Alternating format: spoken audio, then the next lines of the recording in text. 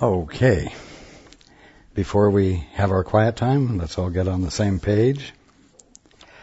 If you're in the Sparkly book, it's page 287.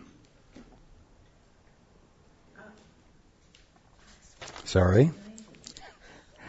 If you're in the Sparkly book, it's page 291. The last paragraph.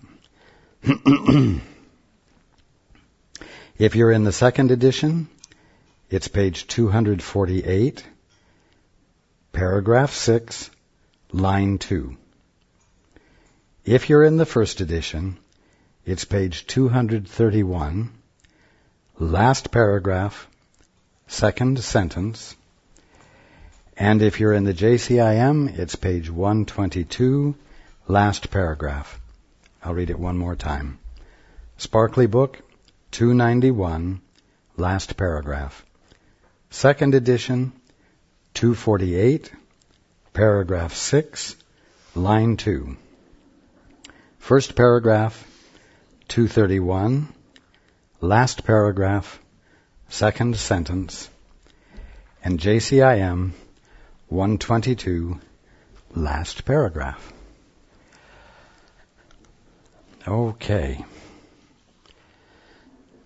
Let's take a few moments to be quiet together.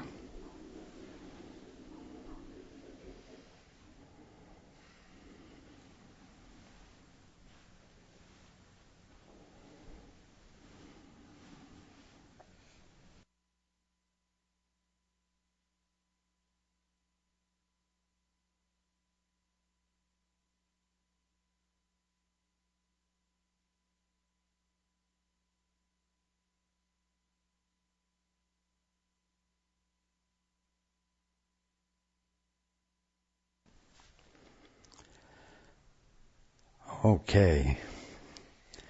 Good evening.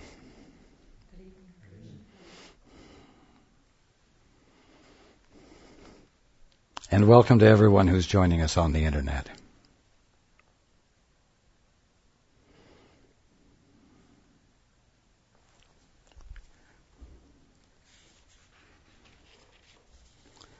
We're going to go right into the book tonight.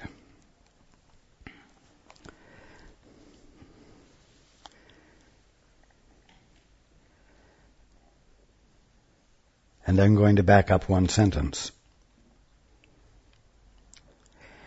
As you look with open eyes upon your world, it must occur to you that you have withdrawn into insanity.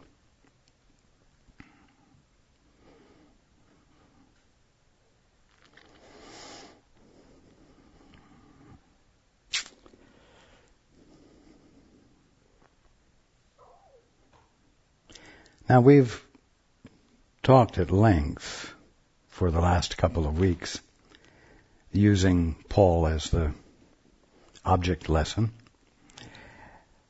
so that you might grasp what this sentence means. As you look with open eyes upon your world, it must occur to you that you have withdrawn into insanity. There are those who are listening every Saturday night who do not like to hear this or question my using the word orphan as something that applies to each one of you. After all, if you are the Christ, as I have also said all along, then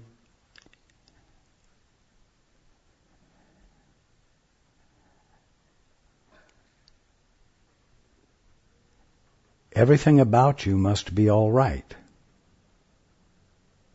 If you are the offspring of God, then right now, everything must be all right.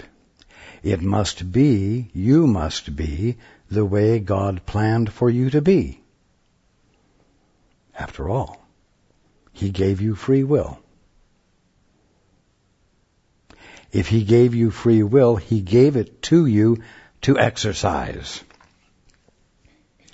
Therefore, everything you're doing currently, and everything that your fellow man is doing currently, is a reflection of the will of God, because He gave you free will.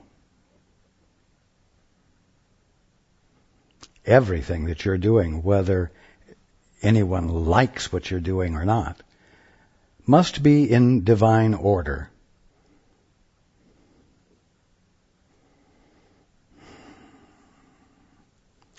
This is very dangerous thinking, and it is thinking.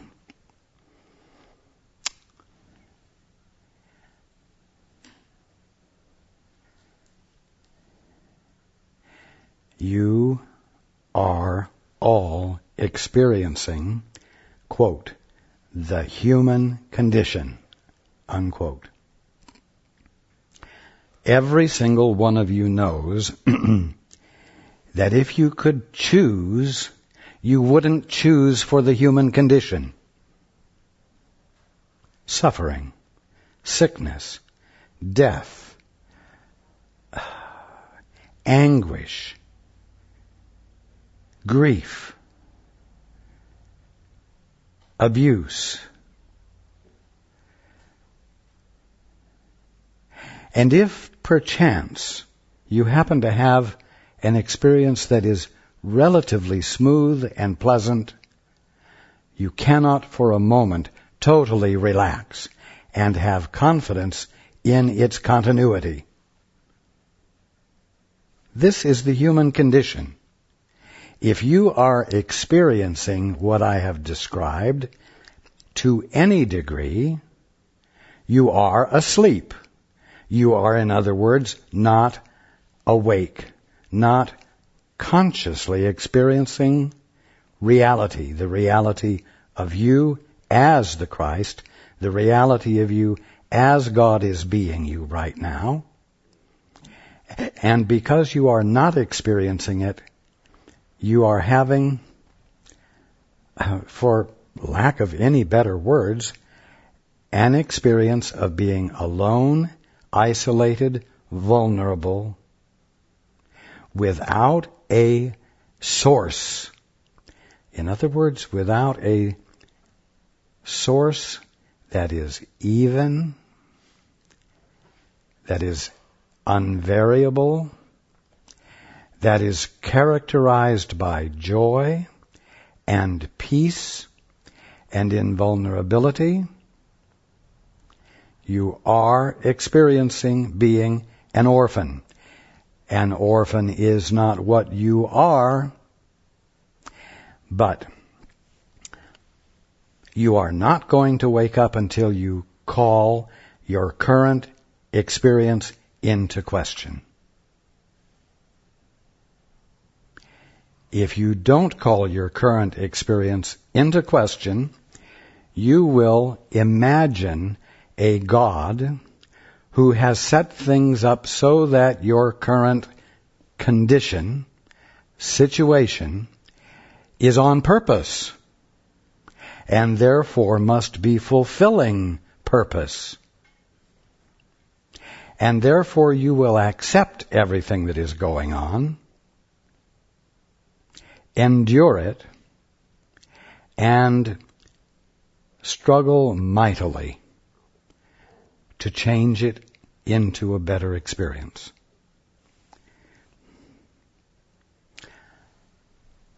Last week I shared with you that you are experiencing ignorance, that you are experiencing being isolated from your source, being sourceless, an orphan. That you are preoccupied with what you believe everything is, which you have come to say you know everything is, as though what you know is a fact, and that you are coping with life on the basis of memory and imagination. Memory of the past, imagination of the future, which pulled together cause you to behave in ways in the present that have nothing to do with the present, nothing to do with the now. That is insanity. And if it is not said clearly and succinctly, as it says right here, as you look with open eyes upon your world, in other words, with insight, it must occur to you that you have withdrawn into insanity. You must look at that squarely, else you will not genuinely and with commitment look for an alternative. Be open to an alternative, and you will stay stuck in the eddy you're in, circling around repetitiously and never getting back into the main stream. As you look with open eyes upon your world, it must occur to you that you have withdrawn into insanity. You see what is not there, and you hear what is soundless. Now, much of this is a repetition, a summation of what we've been reading for the last couple of weeks. And so I'm not going to elaborate on each thing because I've already gone into them in great detail. You see what is not there, and you hear what is soundless.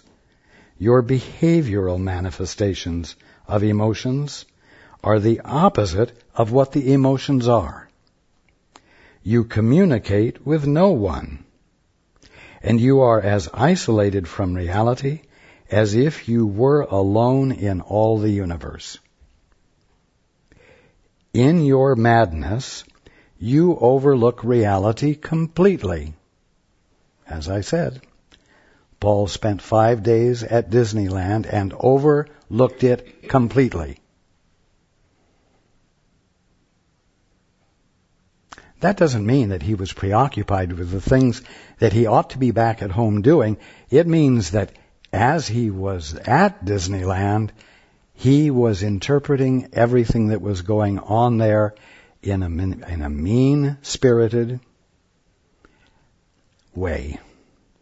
He was giving definitions to everything he saw, different from what was happening. He seemed to be present with it, but he torqued his perception and did it most unkindly, most judgmentally, most arrogantly.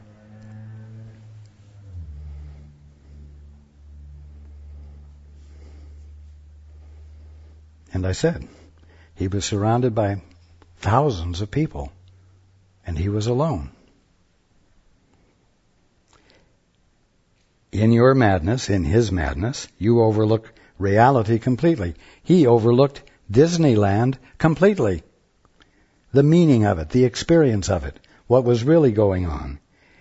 And you see, he saw, only your own split mind everywhere you look.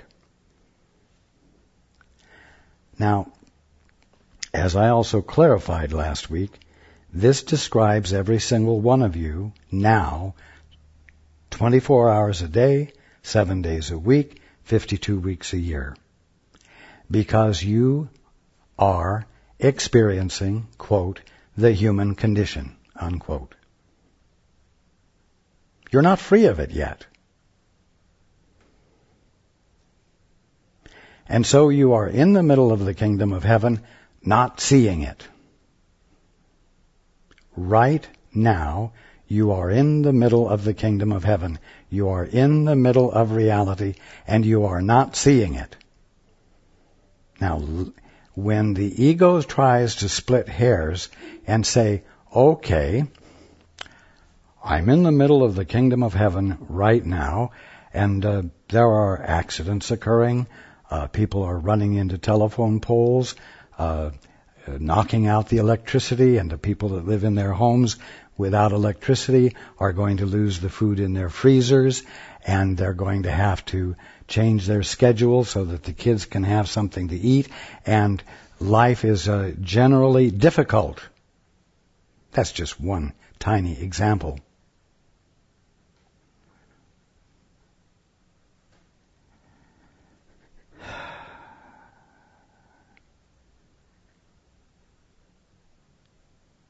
And this is life every day, in one form or another.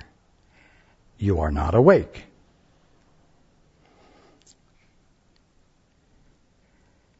In your madness, you overlook reality completely, and you see only your own split mind everywhere you look.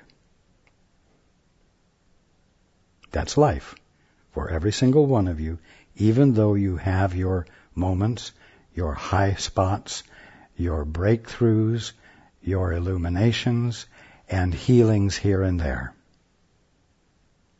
But remember that I said early on that healing is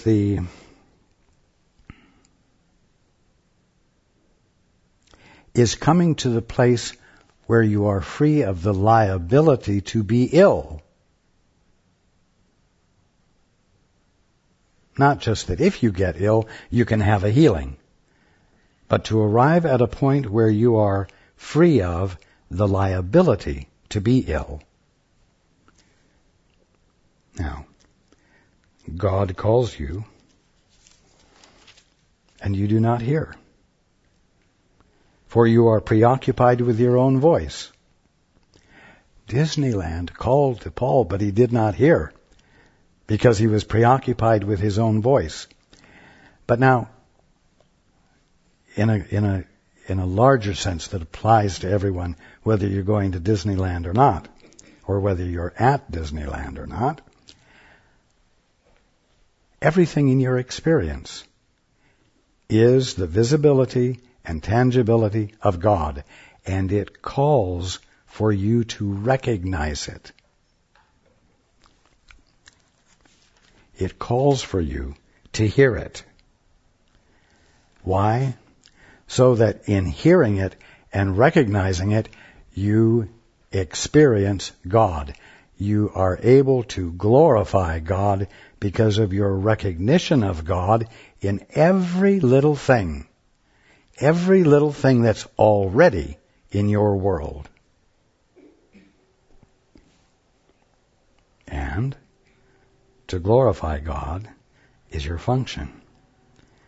To glorify God is to recognize and stand in awe of, to feel the awesomeness of, to feel the wonder of, and to feel that the underlying nature and substance of what you're experiencing is a love beyond anything you have experienced yet. Stable, even, full, and extending.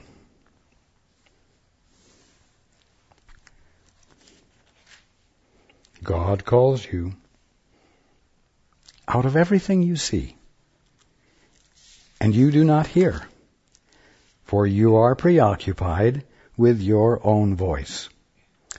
And this really means the voice in your head that declares that the past is valuable and dependable, and the voice in your head that says it can use imagination to predict the future,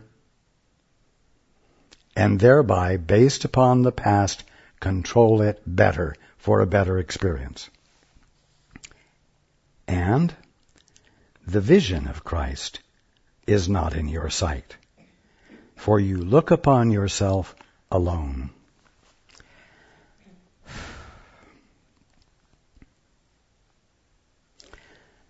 The idea is suggested that the truth is utterly simple, and that the simplicity of it is that you must learn to look at your life, the human condition, and accept it for what it is. Accept it as God, functioning, and being in ways that contribute to your growth, that cause you to develop and become more and be a greater fulfillment of yourself.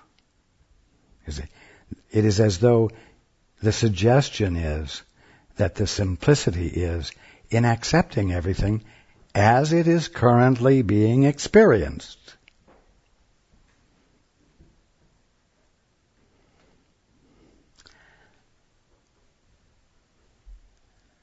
This is very satisfying to the ego because it doesn't challenge its fundamental premise, which is that it is alone, that it is isolated, and that it, by its own efforts and its own developed skills, can ultimately prove that it really exists, and that it, in its isolated state, is absolutely real. But the simplicity of all of this is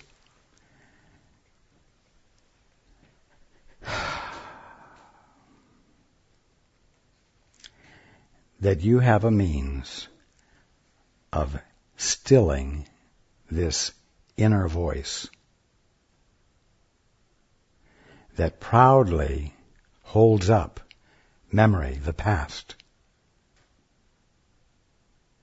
and says, I am the sum total of all of my experiences. You've all heard that phrase. Well, he's the sum total of his experiences, and if you look at the experiences he was confronted with, it's obvious why he thinks or she thinks and behaves the way he or she does. She or he is the sum total of his past experiences. You see, the ego holds up and values the past as though it is what is making it actual.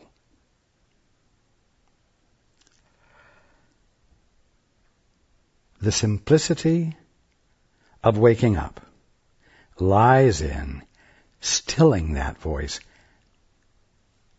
becoming still, becoming quiet, and doing what? Saying, help.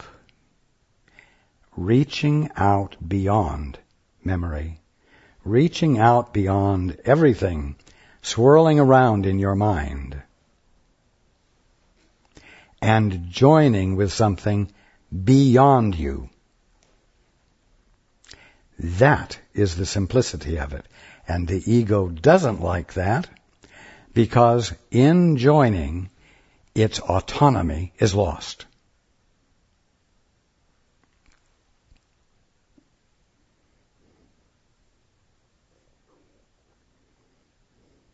The vision of Christ is not in your sight. For you look upon yourself alone, unjoined, unconscious of anything to join with, and heavily guarded against any subtle invitation to abandon your autonomy and join. And so you secure yourself in the eddy,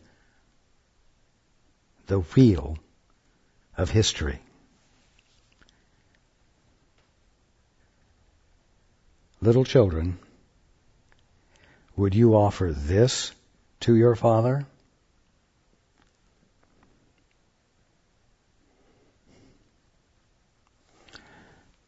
Everything in your experience calls to you to see God in it.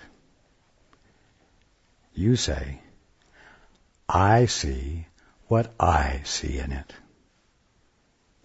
I see what I have determined everything is. And no, I do not see God in it. So the call to recognize God has come, and that is what you have given back. A denial. an unwillingness to see. Little children, would you offer this to your Father? For if you offer it to yourself, you are offering it to Him, and He will not return it. For it is unworthy of you, because it is unworthy of Him.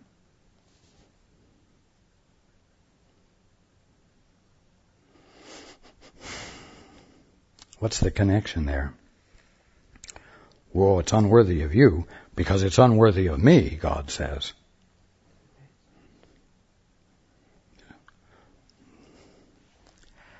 No, it's not that kind of separated authoritative stance. When you have forgotten who you are, that who you are is determined by that which is sourcing you.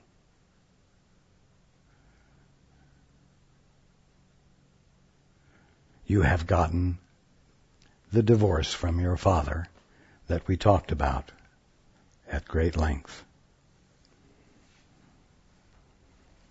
And yet you don't cease being the direct expression of God. When you say, I came from a sperm and an egg, I'm a physical organism, a part of evolution,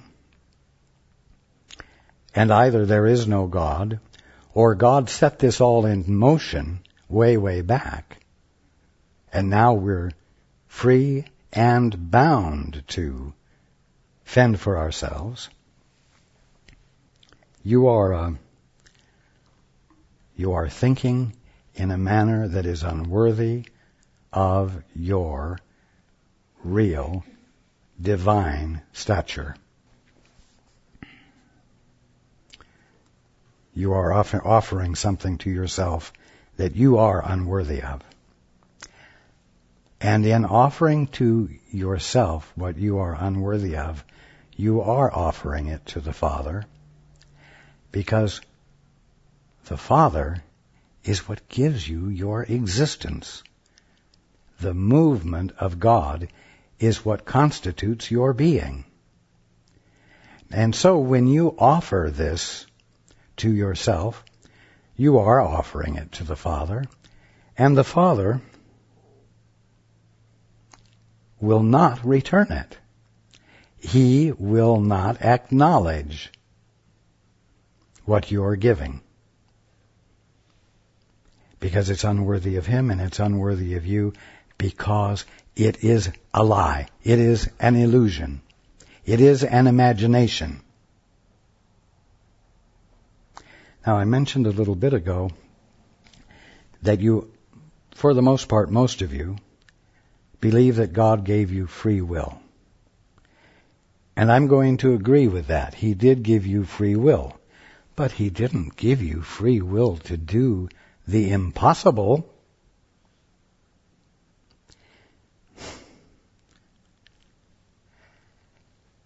And to try to be and to pretend to be an orphan is to try to be something you cannot be. And so you will get no confirmation from the Father.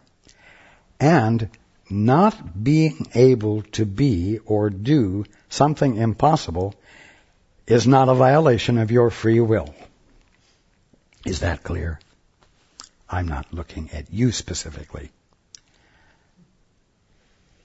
The fact that you cannot do the impossible is not a violation of a capacity God gave to you, which was to exercise free will.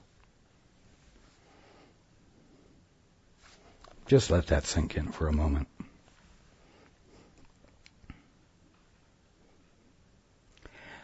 When you try to do the impossible, you are confronted with the impossibility of it. that confrontation is uncomfortable. There is no peace to it. It is an experience of disturbance. Not because God has looked down and said, "You are being disobedient and I am going to punish you," but because when you try to do what you cannot possibly do, it's like pressing your fist into the Rock of Gibraltar with all of your might. It isn't going to be comfortable. It will be full of stress and strain and pain that will always be equal to the amount of force you are bringing to bear against that which will not move. And the solution, therefore, is always to stop trying to do the impossible.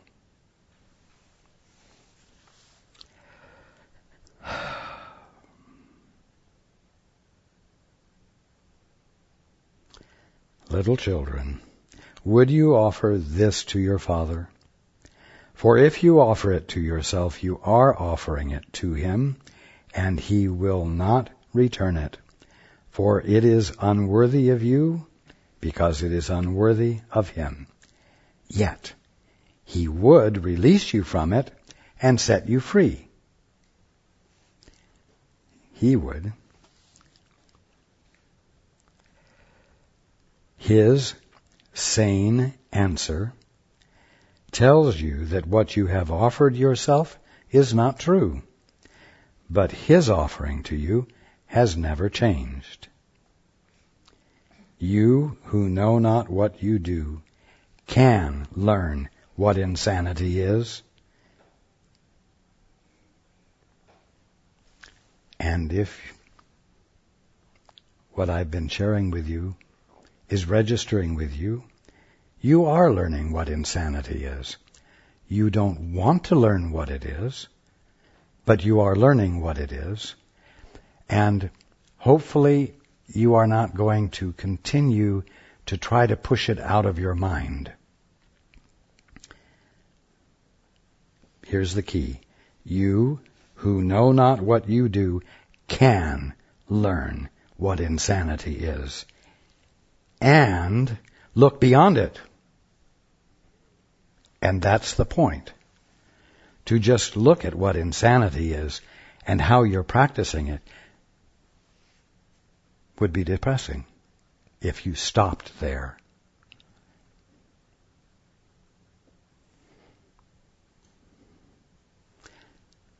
If you see that you have yourself boxed in or locked into an eddy, you must reach outside of the box. Look beyond it. You must invite something else in. Invite something else into the privacy that you value so greatly and the autonomy that is essential to your worth. It is given you to learn how to deny insanity. And let me say again, if you're unwilling to acknowledge that insanity is occurring, you will not be able to arrive at a point where you deny it, which is an absolutely essential step in order to get beyond it. It is given you to learn how to deny insanity and what? Come forth from your private world in peace. And I want the last two words to register with you. In peace. It is given you to learn how to deny insanity and come forth from your private world in peace with grace, not struggle, not strain.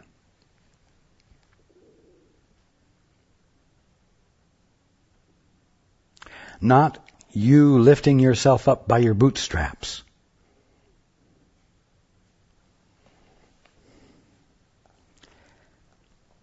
You will see all that you have denied in your brothers because you denied it in yourself. You will see all that you denied in your brothers because you denied it in yourself. Everything that you deny in yourself right now, you disallow for seeing in your brothers. It is impossible for you to conceive that they might actually be further ahead of you, or in advance of you, or superior to you in any significant, meaningful way. If you are untrustworthy, if you lie, if you are deceitful, you will see whoever seems to be in advance of you or more successful of you than you as having achieved what they've achieved through the same sort of deceit and dishonesty that you employ. You will not be able to see that perhaps their fulfillment is because they have left the orphanage. They have abandoned isolation. They have found the place of excellence within them and have yielded into it. They have reached outside of their box. You will not be able to see that. Because the measuring stick you use for yourself is always applied to one degree or another to every one you see and everything you see.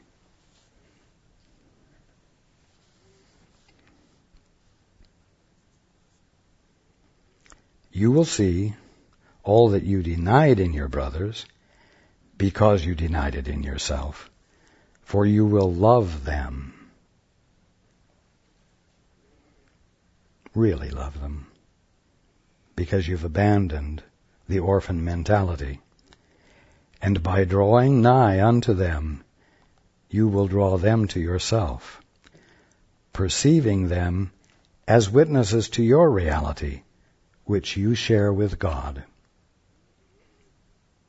But you will not have that experience of your reality which you share with God until you invite God in, until you abandon your arrogant independence.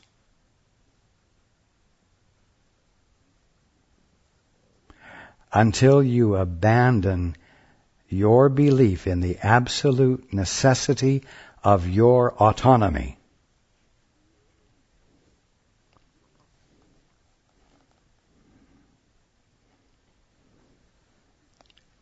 I am with them as I am with you. I am with them as I am with you and as I am with Paul. And we will, you and I will, draw them from their private worlds. For as we are united, not separated, not independent, for as we are united, so would we unite with them.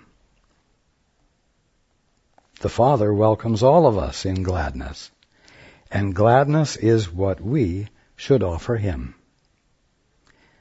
For every Son of God is given you, to whom God gave Himself. God gave Himself to you by being all there is of you. And every Son of God is given to you, just as every other thing, infinitely speaking, in all of creation, is given to you to recognize God in, and to experience the perfection of, the unvariable perfection of.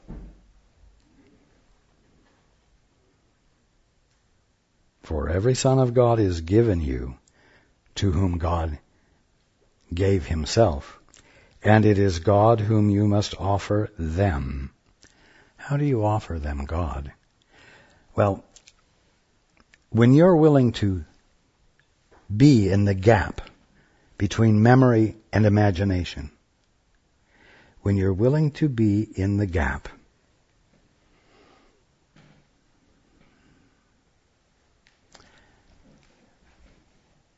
vision with a capital V becomes yours. And your capacity to recognize and acknowledge what's really happening, the presence of God in each and everything,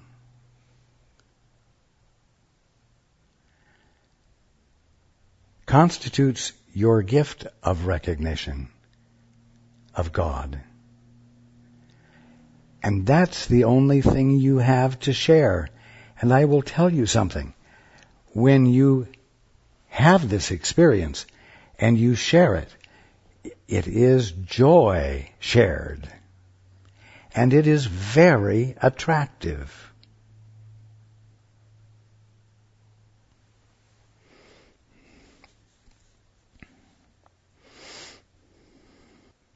And it is God whom you must offer them. Again, when you've moved into the little gap and you're recognizing God, all you have present in your mind to share or extend is that experience of God. And it is God whom you must offer them to recognize His gift to you. You will never get a private realization of the godness of you. The realization of God is one that brings with it an indisputable awareness that God is in everything. And so that is what you extend. That is what your action embodies. And we spoke last week about what vision is. And so I'm not going to repeat myself. Vision depends on light. Another word for light is illumination. That which makes things clear. Vision depends on light, and you cannot see in darkness. Yet in the darkness, in the private world of sleep, meaning at night, you see in dreams, although your eyes are closed. And it is here that what you see, you made. But let the darkness go, and all you made, you will no longer see.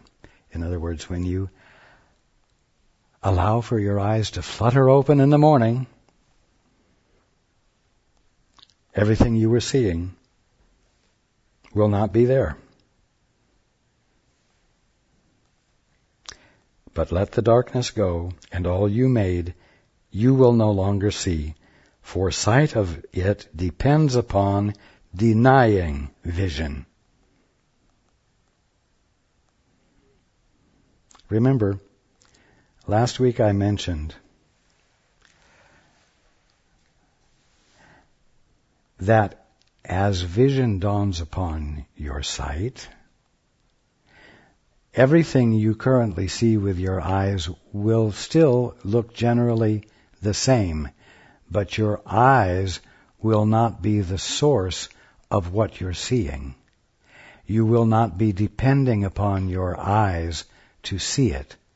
The reference point for what you're seeing will be vision with a capital V.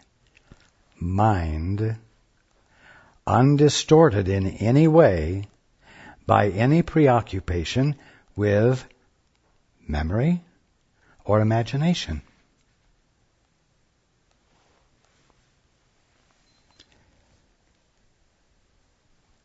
Let the darkness go, and all you made you will no longer see, for sight of it depends upon denying vision. Yet, from denying vision, it does not follow that you cannot see. That's important.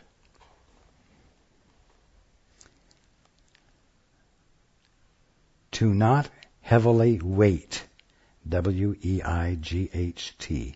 to heavily weight the importance of what your eyeballs see, what the retina registers and transmits to a brain, is to distract yourself from the fact that what you're looking with is your mind, and that you are seeing what is in mind, because consciousness is where everything is going on.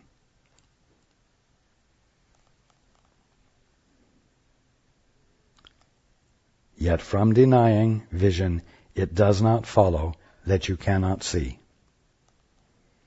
But this is what denial does, for by it you accept insanity, believing you can make a private world and rule your own perceptions. And that's what Paul did for 5 days.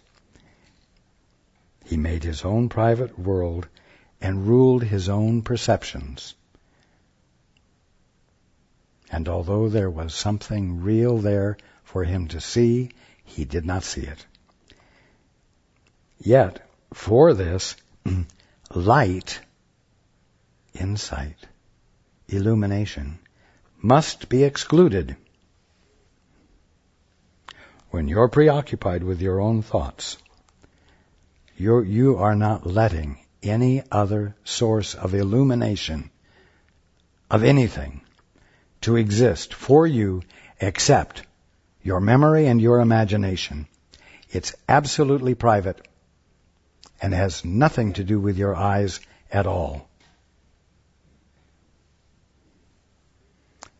Dreams disappear when light has come and you can see. Do not seek vision through your eyes, for you made your way of seeing. Paul made his way of seeing, that you might see in darkness. And in this you are deceived. That's why I say, whenever you look at anything, look at it. Be willing to look at it with innocent eyes, minus preconceptions, and with a desire to see the more that is there than what you're currently seeing. Beyond this darkness, beyond your incapacity to see what's really there, beyond this darkness, and yet still within you, is the vision of Christ.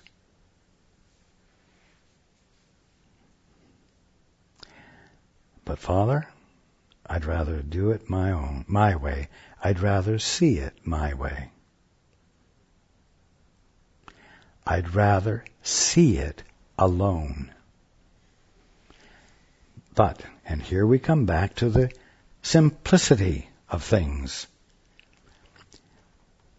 If you will abandon your autonomy and your extreme valuing of it, and you will join with something else, meaning the Christ, His vision will be shared with you, which will be an uncovering of your real vision. But that will not happen as long as you find a way to justify being isolated and independent from God.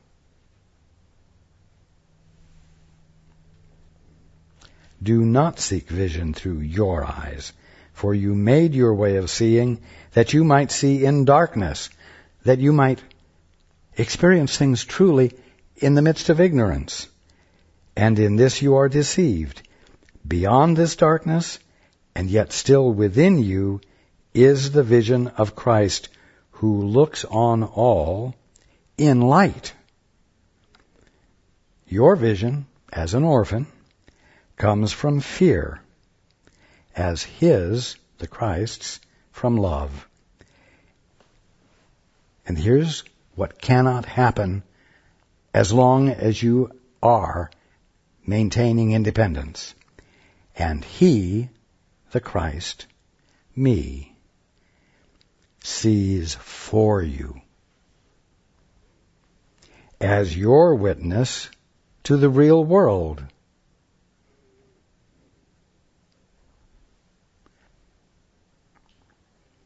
It is so simple.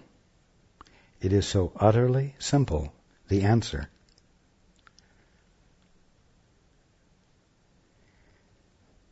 I am here, as I am with you right now in this fashion, and I am here with each of you individually as I am with Paul individually. For what purpose? To share my vision.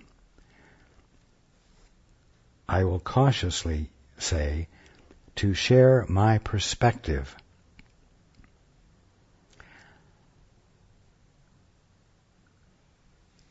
To say it in a way that can't be misconstrued, I am here to share how creation looks to that which is forming it, God. I am not here to share my personal perspective, but the truth, as God is being it and being conscious of it, being mindful with a capital M of it.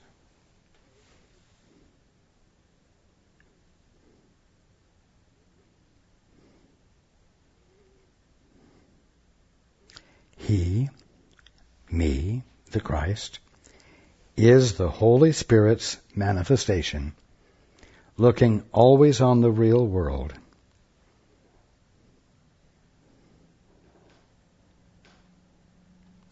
And calling forth its witnesses, and drawing them unto you. For he loves what he sees within you, and he would extend it. But to extend it means involvement, an absence of privacy, an absence of independence. Which means you're going to have to abandon the great valuing and commitment you bring to being an orphan. For he loves what he sees within you, and he would extend it, and he will not return unto the Father.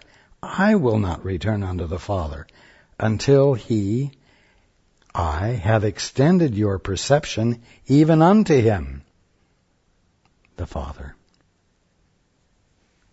And there, perception is no more, for he has returned you to the Father with him. I have returned you to the Father with me.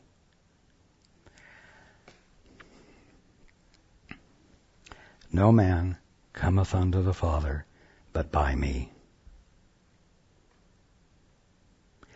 No man cometh unto the Father but by one who is awake, one who is fully aware of what he divinely is, one who is not in any fashion denying his Christhood, one who is not in any way denying that he has a Father from whom all that has meaning, and indeed his very existence, comes from.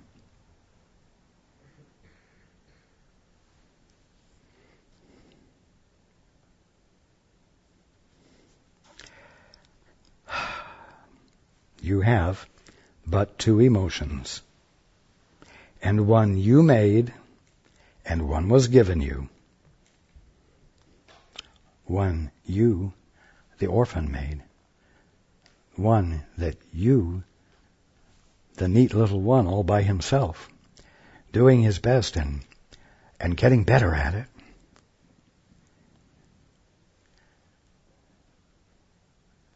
One was made by that, created by that, by your own hard effort. And you sure as hell can take credit for it. But the other was given to you, a gift. Well, a gift has to come from someone else. That a gift is proffered and received means that a shift in the receiver's mind has to occur that's willing to embrace that there is something else that can actually extend something that none of the other orphans can extend. Something that comes from a place beyond memory and imagination.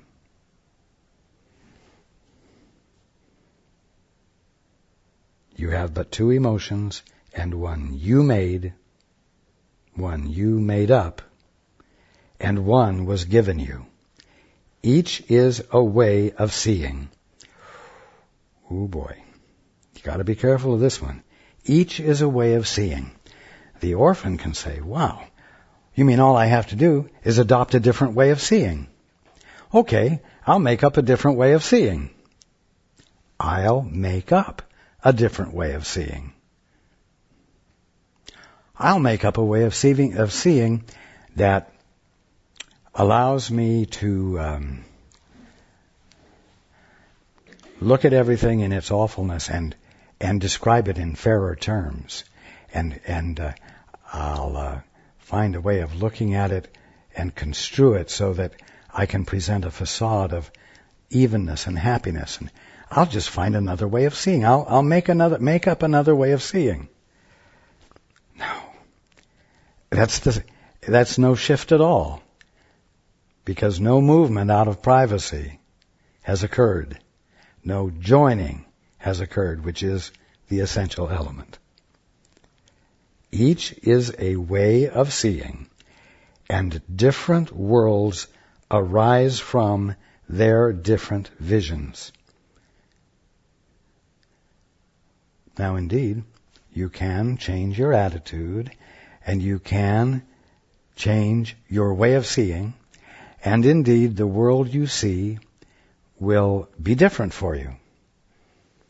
I assure you that if I told Paul to go to Disneyland this next weekend, he would have a heck of a lot better time this time than he did last time. Why? Because he's going to look at it differently. But is he going to look at it with me?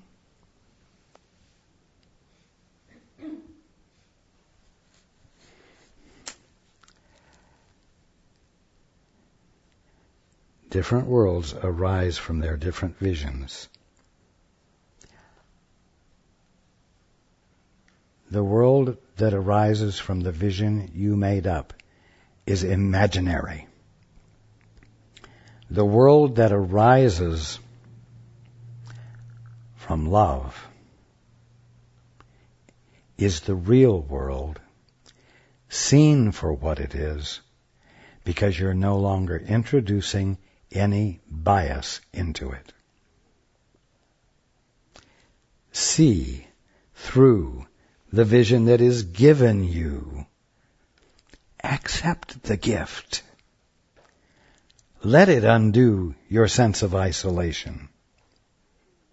Let it undo your right to prove your almighty, confident self. See through the vision that is given you. For through Christ's vision, he beholds himself.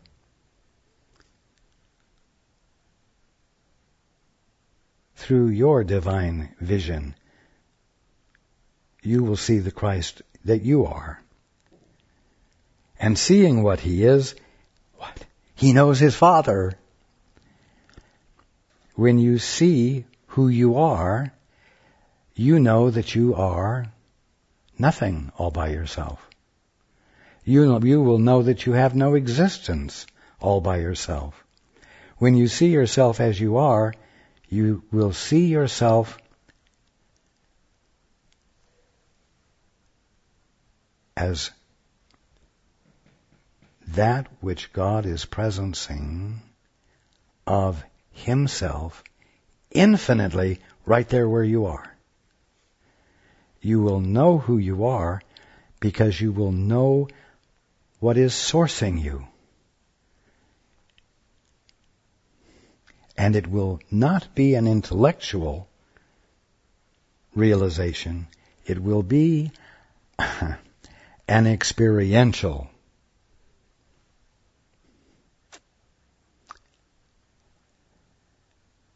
It will be experiential.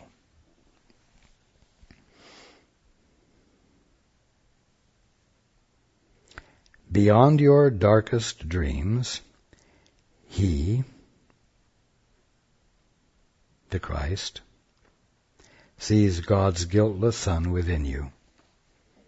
He, the Holy Spirit, sees God's guiltless Son within you, shining in perfect radiance, which is undimmed by your dreams, undimmed by your preoccupation with orphanhood and rallying the orphans around you in the orphanage to help get you the things you think you want, and to negotiate with them and barter with them and kiss ass with them so that they think you're giving them something they want so that you ultimately can get what you want, and so on.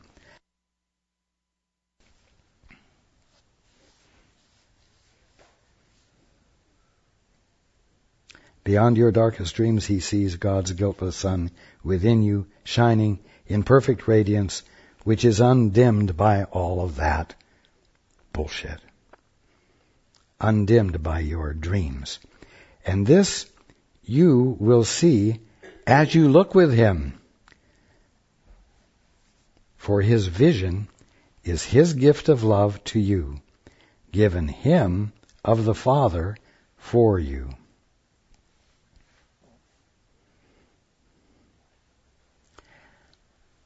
I am here for one purpose, to help you fulfill your purpose.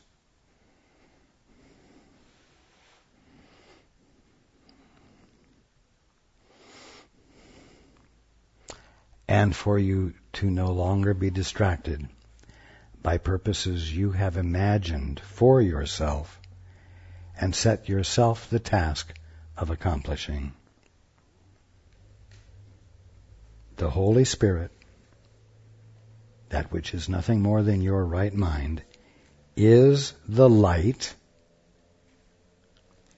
in which Christ stands revealed. And all who would behold Him can see Him, for they have asked for light. What does that mean, asking for light? When you're fed up finally with suffering, when you're fed up with the struggle, and you're ready to give up, you will say, help. But you don't have to wait until the dire end of your capacity to persist. You can say help at any time. It just needs to be genuine.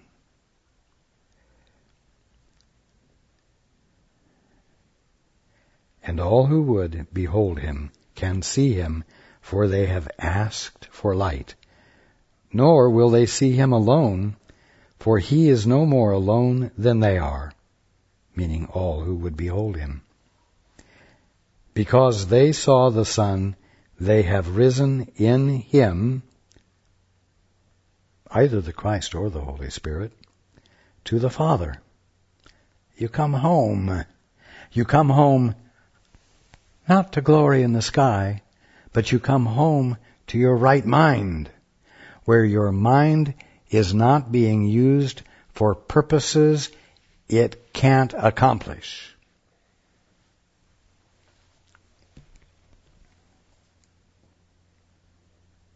And all this will they understand. All this will you understand. Because they looked within and saw beyond the darkness the Christ in them.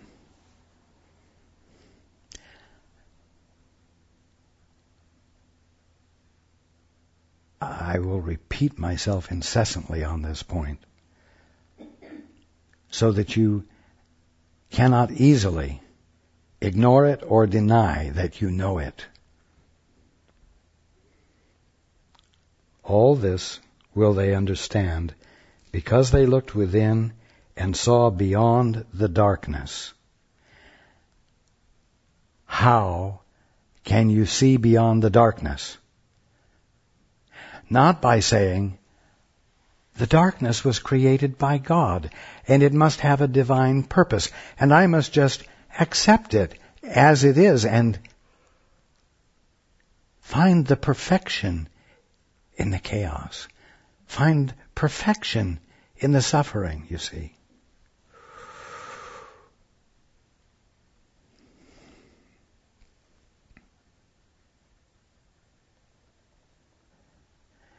You will not see beyond the darkness until you break the element that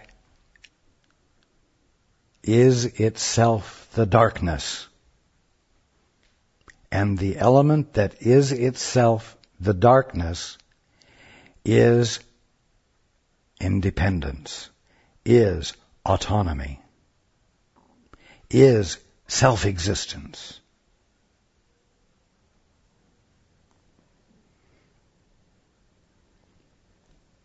And when you abandon that and find yourself in the little gap of now that is itself part of eternity, reality, the experience of the Christ, of me, of the Christhood of your fellow man, of your Christhood, will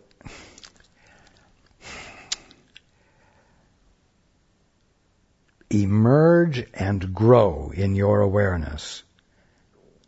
And you will say, I know, I understand, it's utterly clear to me, it's infinitely, utterly clear to me, and I am able to embrace this infinite clarity and not feel overwhelmed by it, even though the experience of infinity is something I didn't know I could bear.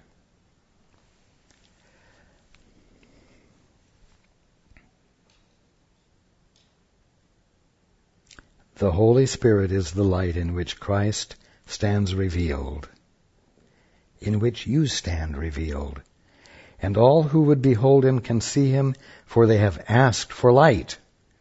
Nor will they see him alone, for he is no more alone than they are.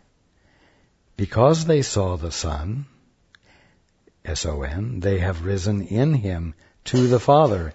And all this will they understand, because they looked within and saw beyond the darkness, but still within, I'm adding that, the Christ in them, and recognized him. See, no longer saying, no, I don't see the Christ there. I see what I believe it is, and what I say it is what it is, until I say it's something else. And then it will be that until I say it is something else. But it isn't what it really is.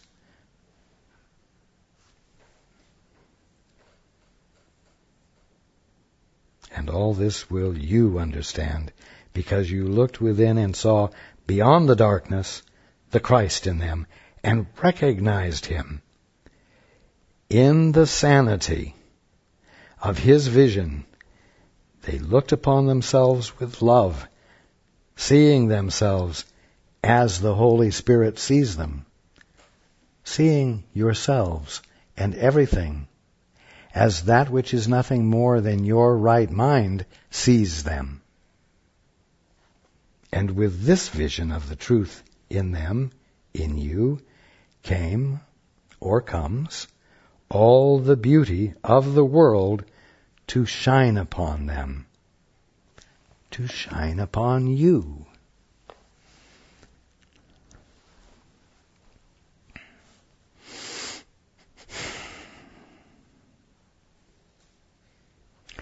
You would understand if I said to Paul, don't ever go to Disneyland again and miss it. And I'm saying, don't spend another day in the kingdom of heaven and miss it.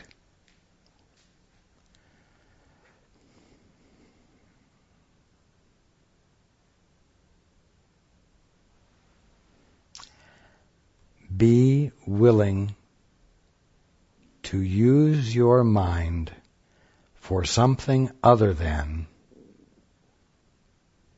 employing memory or imagination.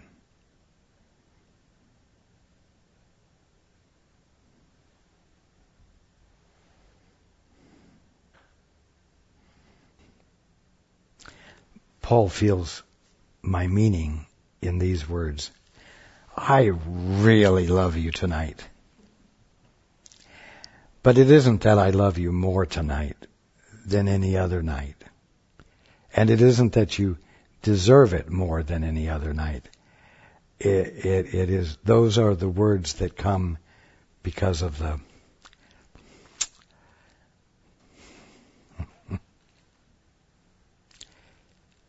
size,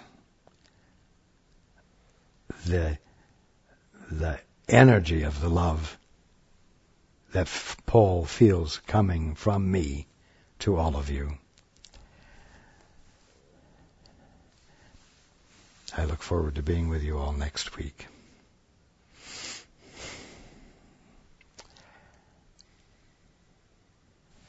I want you to remember, it is given you to learn how to deny insanity and come forth from your private world in peace with grace.